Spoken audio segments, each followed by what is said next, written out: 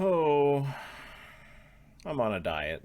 Oh, that's a freebie tip. Don't be on a diet whenever you are on a cruise. Anyways, this is how to maximize your carnival vacation. You guys planned this vacation, you're ready to go. So let's talk about it. Let's kind of go over everything and ensure that you maximize your carnival vacation.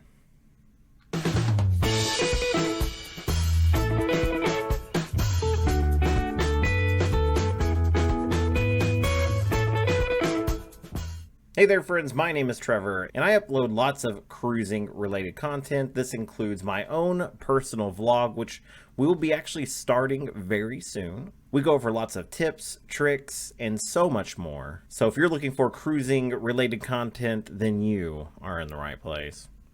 My tip number one is plan it in advance. If money's tight, don't worry. You can actually book your cruise like almost 2 years in advance. So once you pay that deposit, you can make payments on your cruise. If you stay on schedule, then you will be able to not only pay off your cruise in time, but you'll be able to save some money for all your travel costs. Because remember, you're going to need whatever travel costs. If you're driving, if you're flying, you're going to have food, a hotel, a little bit of money on the cruise. I think one of the hardest things that I've seen in the past is people who don't budget correctly and they don't bring enough money for the cruise. So what they end up with is a cruise where they're just basically broke. They can't really do anything. They don't have any excursions really planned. They don't really have any money for anything extra like alcohol, that kind of stuff. And so you don't want to really kind of put yourself in that position. So what I would say is save up a little bit of money, kind of pre-plan some things so you can prepay a lot of your excursions. You can get the cheers, get all the alcohol you need. It's probably one of the best ways, in my opinion, to plan out your budgeting is just kind of pre-plan everything, kind of nitpick. And then when you get there, you won't worry so much about your spending. My tip number two is don't feel like you have to do everything. This is a vacation after all, so have fun. Pay attention to what's going on in the fun times and select the things that you want to do, but don't really go overboard. You don't have to do everything every day. There are a lot of specialty restaurants, especially on these larger ships, but trying to have dinner at them all can be really hard. It can be taxing on yourself. Plus, you're giving up that main dining room experience, which I know isn't for everyone, but I absolutely love it. So I highly recommend, and especially if it's your first cruise, I highly recommend hitting up main dining room and seeing what that's all about. So with those restaurants, I say choose the ones you want to go to. And then if you don't get to them all, hit them on your return trip because you're going to make return trips. I've been on the Carnival Magic like 4 or 5 times, and it really took like that fourth or fifth time to really feel like I've kind of done everything on that ship. And it's because I kind of paced myself. So for tip number three, it's on the flip side of our last tip. Do something. Yes, you're on a vacation and relaxation is very important, but make sure you take some time to have fun. There are going to be fun activities all over the ship. Many of them, you're going to be relaxing and enjoying yourself. I highly recommend the comedy clubs, all of the shows, the piano bar. If you are a big relaxer, the piano bar is definitely my vibe. I absolutely love going to the piano bar. But they've got all kinds of things like trivia, dance parties, all kinds of stuff. Make sure you get out and have some fun. Now, to kind of go along with that one is tip number four, which is get out of your head. Get on the dance floor, boogie woogie, and have the best time of your life. Because I went out and did it, and I had so much fun.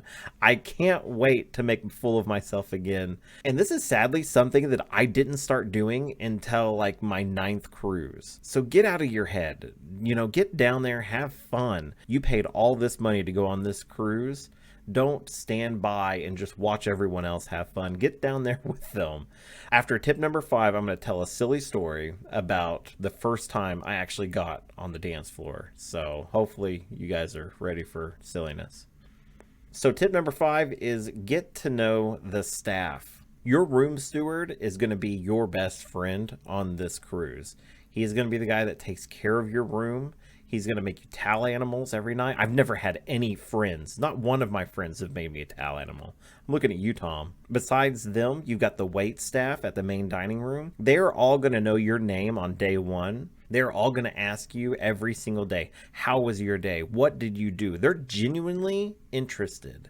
And a lot of these people have been on these boats for months. They've had very little breaks, and they are just there to make sure you have a wonderful time. But I will say this staff is probably the most impressive staff I've ever seen in any wait staff in my whole life. I've also gotten to know a lot of the bar staff, and I've also gotten to know a lot of the staff that kind of like works the mornings, kind of just walking around picking up stuff and bringing your drinks and stuff. And so kind of building up a rapport there with a lot of individuals.